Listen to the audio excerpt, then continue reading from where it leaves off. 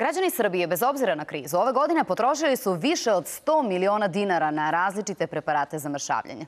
Međutim, u poslednjih 6 meseci bez premca je zelena kafa, prirodni preparat od kafe iz Centralne Amerike.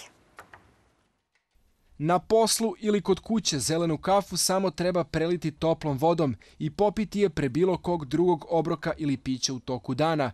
Kafa će umesto vas pojesti deo masti i šećera koji unesete kasnije. Potpomaže se manja apsorpcija masti iz one unete hrane, manja apsorpcija glukoze takođe, kao i veća potreba za uzimanjem tečnosti zbog sadržaja određene količine dijetarnih vlakana. Bez vežbanja desetine kilograma nije moguće izgubiti, kažu prodavci.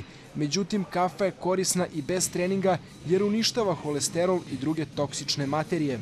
Mi imamo na bazi tih 50.000 komada koje smo do sada prodali odlična iskustva da su neki klijenti izgubili od 1,5 kilograma pa do 9 kilograma za 2 nedelje.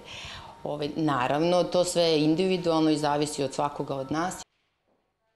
Pakovanje koje traje 15 dana košta 2200 dinara. Na tržištu postoje i druge forme, zelena kafa u tabletama ili kao deo nekih vitaminskih koktela.